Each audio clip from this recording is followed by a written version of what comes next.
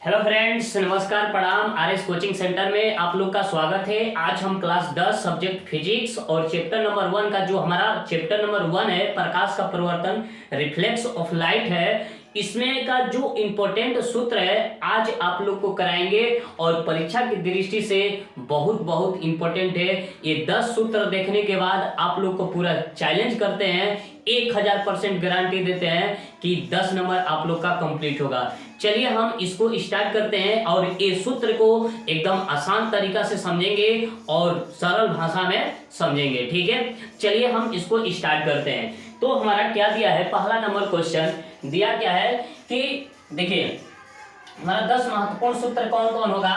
तो देखिए उत्तल दर्पण में क्या है, F बराबर R बटा 2, या ऐसे पूछेगा कि उत्तल दर्पण में F बराबर क्या होता है, तो R बटा क्या हो जाएगा, 2 होगा, या R बराबर क्या होगा, 2F होगा। R बराबर क्या होगा, 2F। अगर F बराबर पूछे तो R बटा में क्या होगा, 2, या R बराबर पूछेगा तो क्या होगा, 2F होगा। ठीक है, चलिए दूसरा नंबर हम क्वेश्चन देखेंगे।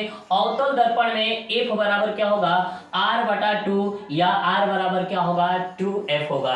दोनों हमारा सिचुएशन जो होता है उत्तल दर्पण में या अवतल दर्पण में, दोनों सूत्र क्या होगा, एकदम सेम होगा। ठीक है, ये हमारा क्या है, वही वक्रता त्रिज्या और फोकस दूरी में ये क्या है, संबंध है। ये क्या है, संबंध। ठीक है, तो इस तरह से भी पूछता है कि फोकस दूरी और वक्रता त्रिज्या में संबंध क्या होता है, तो F बराबर R बटा 2 या R बराबर क्या होगा, 2F होगा। ठीक, अब देखिए उत्तल दर्पण में दर्पण सूत्र पूछेगा तो क्या होगा, 1 बटा में F बराबर 1 बटा में V प्लस 1 बटा में U होगा। ठीक, अब उसके बाद देखिए अवतल दर्पण में भी पूछ सकता है। ठीक है, तो 1 बटा F बराबर 1 बटा क्या होगा, 1 बटा V प्लस 1 बटा U। हाई देखो दोनों हमारा जो दर्पण सूत्र है दोनों सेम है।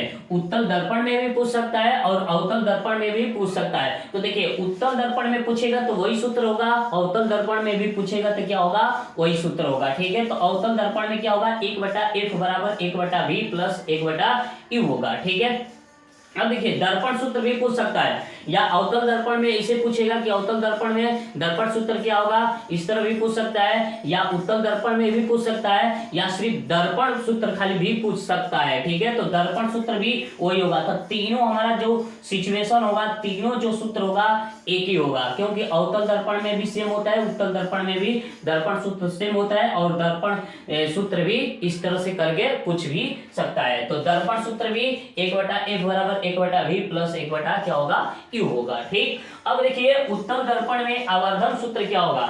आवर्धन क्या होता है, तो जैसे कहने का मतलब कि अगर हम कोई फोटो खींचते हैं, आप फोटो खींचकर क्या करते हैं, जूम करते हैं, छोटा बड़ा करते हैं, तो उसी चीज को हम क्या बोलते हैं, आवर्धन बोलते हैं। तो आवर्धन सूत्र जो होगा M बराबर, आवर्धन को मैग्निफिकेशन बोला जाता है, जो M से सूचित करते हैं, छोटा m, तो इसका छोटा m बराबर क्या होगा, माइनस V बटा क्या होगा, U होगा, माइनस V बटा क्या होगा, U।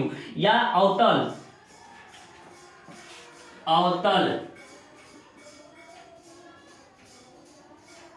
अवतल दर्पण में भी आवर्धन सूत्र क्या होगा, अवतल दर्पण में भी क्या होगा, अवतल दर्पण में भी आवर्धन सूत्र M बराबर क्या होगा, माइनस V बटा में क्या होगा, U होगा। ठीक, या आवर्धन सूत्र भी पूछ सकता है, आवर्धन सूत्र भी पूछेगा तो वही सूत्र होगा, M बराबर क्या होगा, माइनस V बटा U होगा। ठीक है, तो ये आशा करते हैं कि ये सूत्र आप लोग को एकदम अच्छा से समझ में आ गया होगा।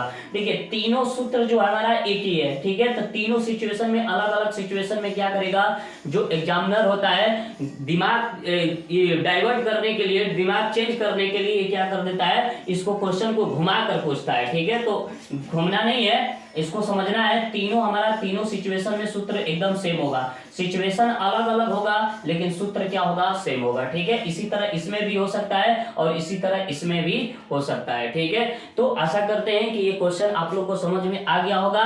ये क्वेश्चन आप लोग को समझ में आ गया है तो इस वीडियो को लाइक, सब्सक्राइब, कमेंट, शेयर जरूर करना है। ठीक है, चलिए जय हिंद, जय भारत।